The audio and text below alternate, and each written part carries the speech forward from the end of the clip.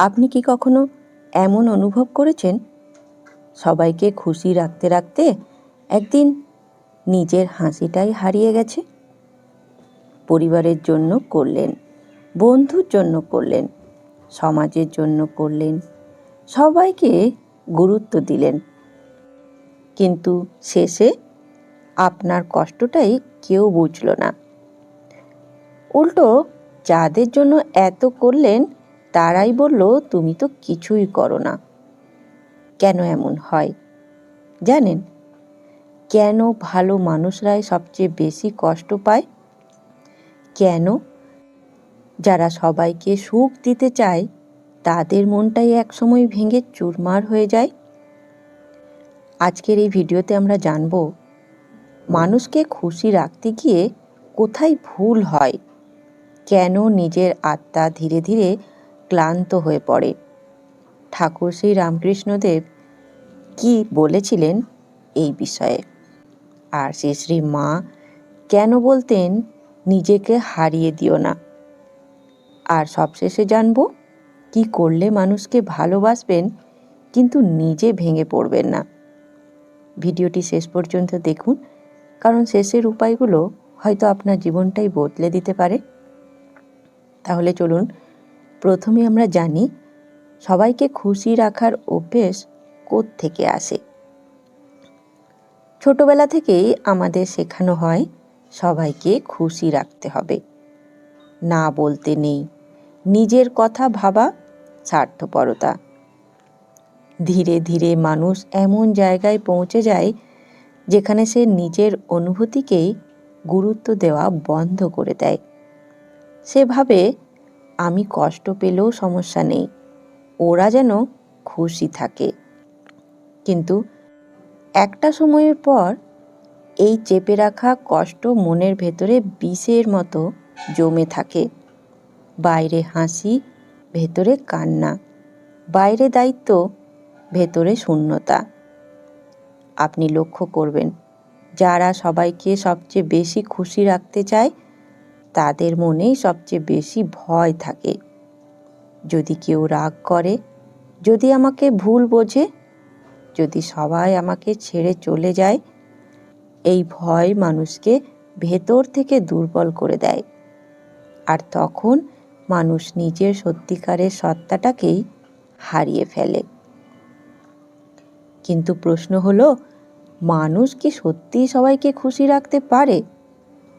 না, এটা জীবনের সবচেয়ে বড় ভুল। আর এই ভ্রম ভাঙার জন্যই ঠাকুর এক অসাধারণ শিক্ষা দিয়েছিলেন। আসুন জানি ঠাকুরের সেই শিক্ষা। ঠাকুর শ্রী রামকৃষ্ণদেব বলতেন, লোকের মুখে ফু দিলে মুখ বন্ধ হয় না। অর্থাৎ আপনি যতই চেষ্টা করুন সবাইকে কখনো সন্তুষ্ট করতে পারবেন না, কারণ মানুষের মন প্রতিদিন বদলায়। আজ যে আপনাকে ভালো বলছে, কাল সেও সমালোচনা করতে পারে। ঠাকুর আরও বলতেন, ঈশ্বরকে খুশি করো, সবাইকে খুশি করতে যেও না। কেন জানেন? কারণ মানুষকে খুশি রাখার চেষ্টা করতে করতে মানুষ অনেক সময় সত্যকে হারিয়ে ফেলে। সে নিজের ইচ্ছের বিরুদ্ধে কাজ করে, নিজের আত্মসম্মান বিসর্জন দেয় শুধু একটু প্রশংসার জন্য। কিন্তু এতে শান্তি আসে না, কারণ আত্মা জানে আমি নিজের সঙ্গে বিশ্বাসঘাতকতা করছি। চলুন একটি ছোট্ট ঘটনার সাহায্যে বোঝার চেষ্টা করি। একদিন একজন ভক্ত ঠাকুরকে বললেন, আমি সবাইকে খুশি রাখতে চাই, তাই সবসময় নিজের ইচ্ছা চেপে রাখি। ঠাকুর তখন মৃদু হেসে বললেন, যে নিজের মনকে প্রতিদিন মারে সে অন্যকে সত্যিকারের সুখ দিতে পারে না। কি গভীর কথা, তাই না? যে নিজের ভেতরে ভেতরে ভেঙে যাচ্ছে সে কিভাবে অন্যকে আলো দেবে? একটা প্রদীপের নিজের আলো নিভে গেলে সে আর কাউকে আলো দিতে পারে না। ঠিক তেমনই। এবার শ্রী শ্রী মা সারদা দেবীর উপদেশ জানব। শ্রী মা ছিলেন অসীম সহ্যের প্রতীক। তিনি সকলকে ভালোবাসতেন, কিন্তু কখনো নিজের আত্মাকে ছোট্ট করেননি। শ্রী মা বলতেন, যেখানে যেমন সেখানে তেমন, কিন্তু নিজের ভেতরটা ঈশ্বরের কাছে রাখবেন। এই কথার অর্থ খুব গভীর।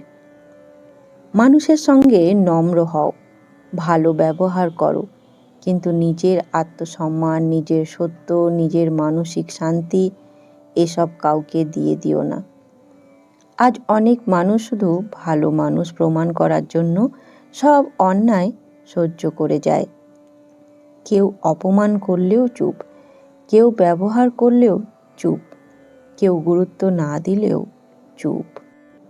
তারা ভাবে সহ্য করাই ধর্ম। না, সব সহ্য করাই ধর্ম নয়। শ্রী শ্রী মা সারদা দেবী কখনোই অপমানকে প্রশ্রয় দিতেন না। তিনি শিখিয়েছেন, ভালোবাসো, কিন্তু নিজের মর্যাদা ভুলে নয়। ভাবুন তো, আপনি সবার জন্য এত করলেন, কিন্তু রাতে একা বিছানায় শুয়ে নিজেই কাঁদছেন, কারণ কেউ আপনার মনটা বুঝল না। এই কান্না খুব ভয়ঙ্কর, কারণ এটা বাইরে দেখা যায় না। এই কান্নার ভেতরে ভেতরে মানুষকে শেষ করে দেয়। আসুন এবার জানবো কেন ভালো মানুষরাই বেশি ভেঙে পড়ে। কারণ তারা না বলতে ভয় পায়। তারা ভাবে না বললে মানুষ কষ্ট পাবে।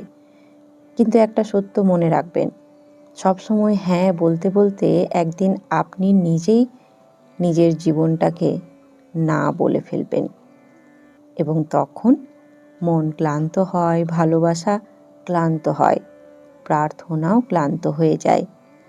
ঠাকুর বলতেন, অতিরিক্ত আসক্তি দুঃখের মূল। যখন আমরা মানুষের স্বীকৃতির প্রতি অতিরিক্ত আসক্ত হয়ে যাই, তখন তাদের কথাই আমাদের সুখ দুঃখ নিয়ন্ত্রণ করতে শুরু করে। এটাই বন্ধন, এটাই মানসিক কষ্টের শুরু। তাহলে আমাদের কি করা উচিত? এখন প্রশ্ন, তাহলে কি মানুষকে ভালোবাসবো না? অবশ্যই ভালোবাসবেন, কিন্তু কিছু সীমারেখা রাখতে হবে। কি করা উচিত? প্রথম, প্রয়োজন হলে না বলতে শিখুন। সবাইকে সবসময় খুশি রাখার আপনার দায়িত্ব নয়। দ্বিতীয়, মনকে গুরুত্ব দিন, আপনার কষ্টও গুরুত্বপূর্ণ। তৃতীয়, ঈশ্বরের কাছে সত্য থাকুন। মানুষের প্রশংসার জন্য নয়, ঈশ্বরের সন্তুষ্টির জন্য কাজ করুন। চতুর্থ, অপমানকে অভ্যেস বানাবেন না। ক্ষমা করবেন, কিন্তু নিজেকে ছোট হতে দেবেন না। পঞ্চম, প্রতিদিন কিছু সময় নিজের জন্য রাখুন। প্রার্থনা, জপ, নীরবতা এসব মনকে শক্তি দেয়। এবার আমরা জানব কি করা উচিত নয়। সবাইকে খুশি করতে গিয়ে নিজের আত্মসম্মান হারাবেন না। মানুষের অ্যাপ্রুভেলের উপর নিজের সুখ নির্ভর করাবেন না। নিজের কষ্ট চেপে রাখতে রাখতে ভেতরে ভেঙে পড়বেন না। ভালো মানুষ হওয়ার নামে অন্যায়ের কাছে মাথা নত করবেন না। বন্ধুগণ, আজকের এই ভিডিও থেকে আমরা শিখলাম, সবাইকে খুশি রাখা কখনোই সম্ভব নয়। নিজের আত্মাকে প্রতিদিন কষ্ট দিয়ে শান্তি পাওয়া যায় না। ভালোবাসা মানে নিজেকে মুছে ফেলা নয়। ঠাকুরের শিক্ষা, ঈশ্বরকে খুশি করো। মা শিখিয়েছেন, ভালোবাসো, কিন্তু নিজেকে হারিয়ে নয়। মনে রাখবেন, যে মানুষ নিজের মনকে প্রতিদিন ভাঙে, সে একদিন সম্পূর্ণ ক্লান্ত হয়ে পড়ে। তাই মানুষকে ভালোবাসুন, সাহায্য করুন, নম্র থাকুন, কিন্তু নিজের আত্মাটাকেও ভালোবাসুন। কারণ ঈশ্বর আপনাকেও সৃষ্টি করেছেন, শুধু অন্যদের জন্য নয়। শেষে ঠাকুরের একটি বাণী, যার ভেতরে ঈশ্বর আছেন সে কখনো একা নয়।